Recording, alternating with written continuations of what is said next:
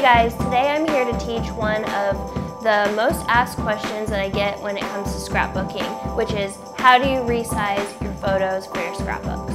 So there are a lot of little things that I want to cover in this video today. I felt like it needed to be a video because I think that it's easier to learn some of this stuff visually.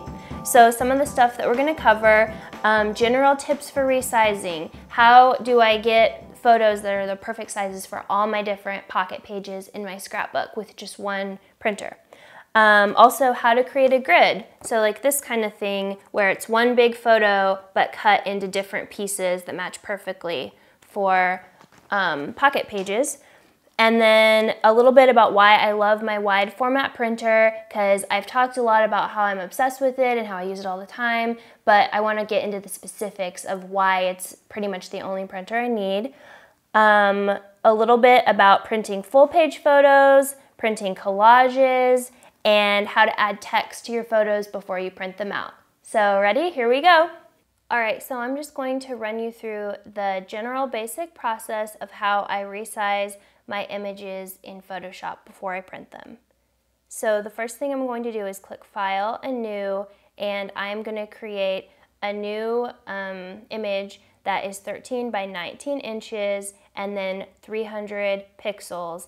And the reason why I pick those things is because 13 by 19 is the size of my printer paper. So this is going to be the full size image that prints out. And then all of the other images on top of it can be the actual size that they'll end up being when they're cut out. Does that make sense?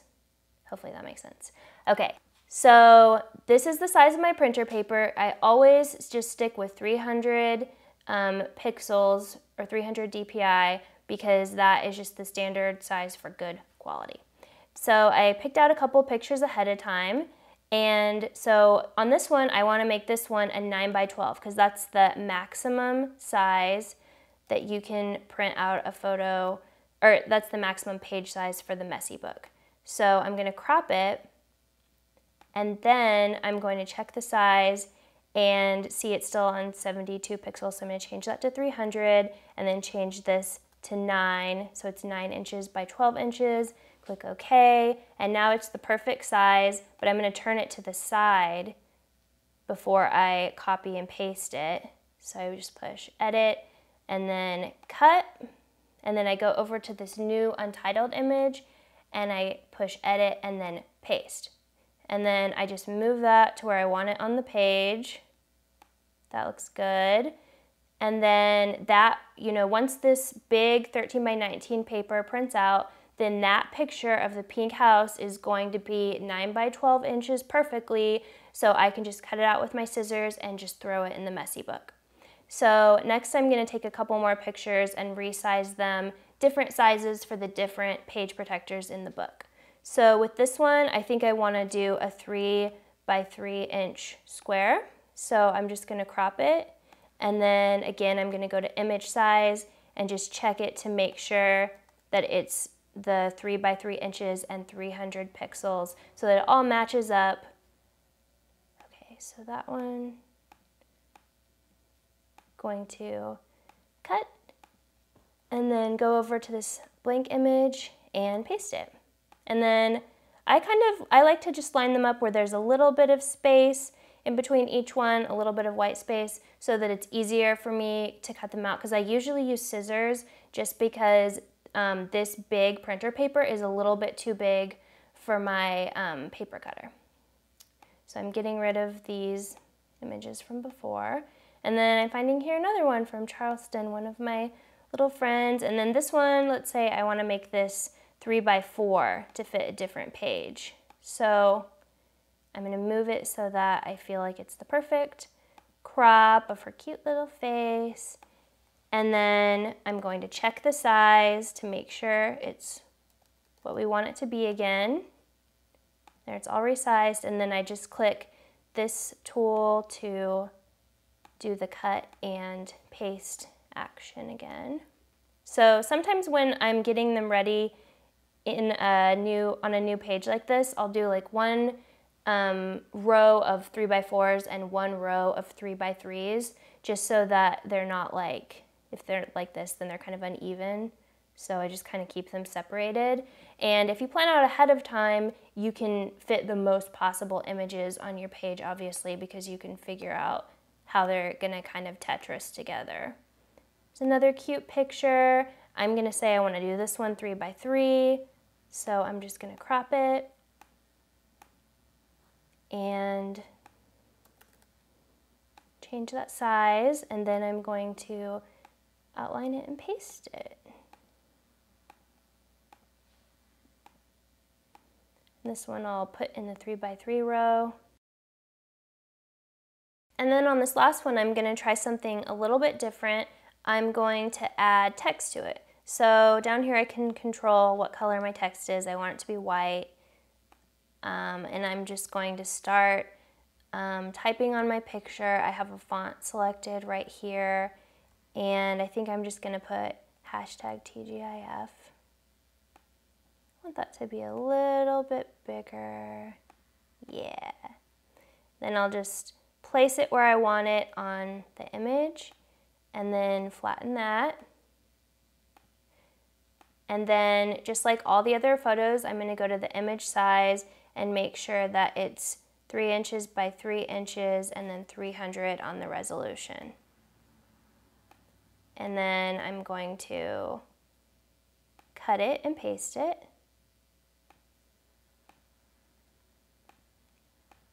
Oops. Cool, and then put it into its spot. So if this were a normal day where I was trying to get as many pictures as possible, I would probably fill the entire page. I hate wasting paper, so I always try to plan it out so that I have the most possible images on each piece of paper. And then if you're happy with what you have, all you have to do is flatten the image, make sure it's all the way flattened, and then we'll just print it out with our Canon printer, and I will show you next what I do from there.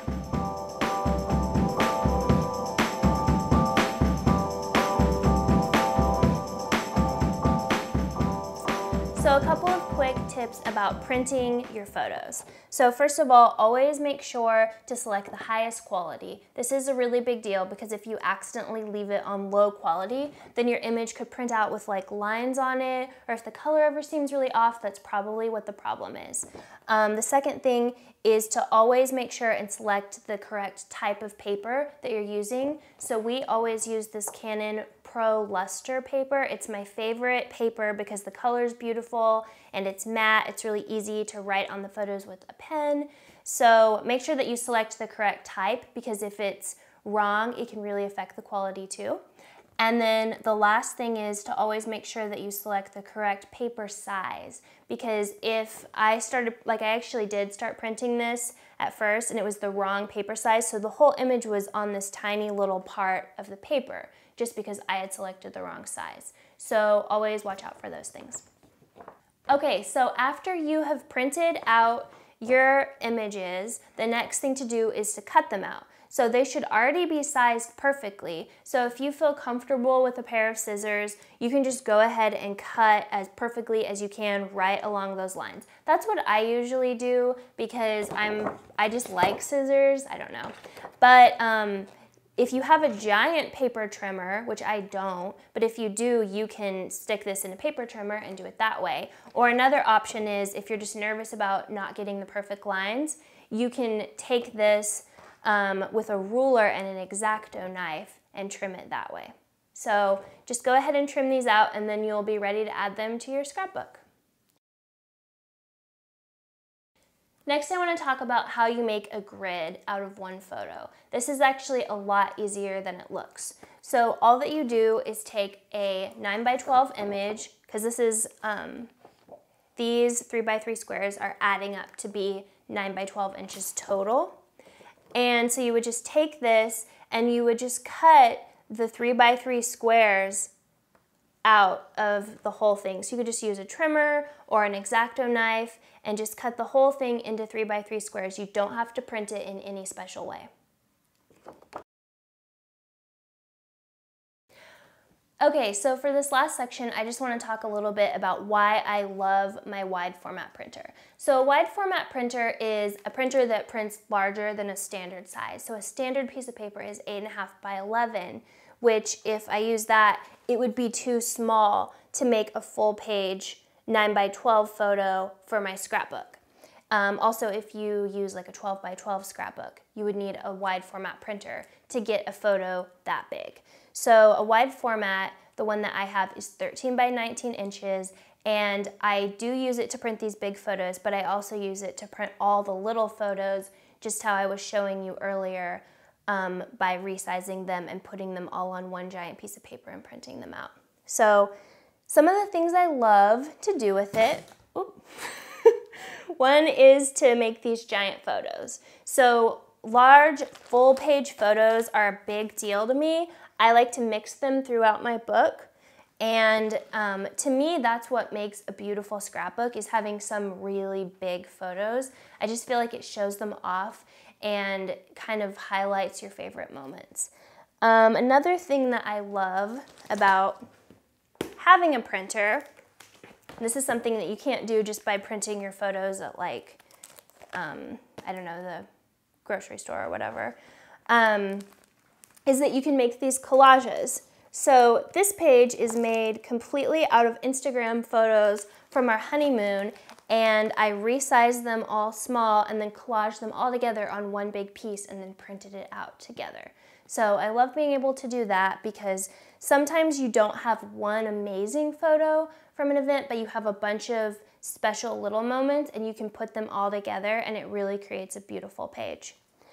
And then the last thing that I love to have a printer for is to add text to my photos before I print them out. So like for the entry, or sorry, what would you call it? The first page of this 1 year, our first year of marriage scrapbook, I did some handwriting on it with my tablet, and then I also did some writing with a font, and I did all of that in Photoshop before I printed out the image. So those are just some really cool things that you can do with a wide format printer. So thanks for going with me through all of the information about my wide format printer and how I print my photos for my scrapbooks. If you have any questions at all, just leave them for me in the comments and I will be there to answer them and chat with you. So thanks for watching.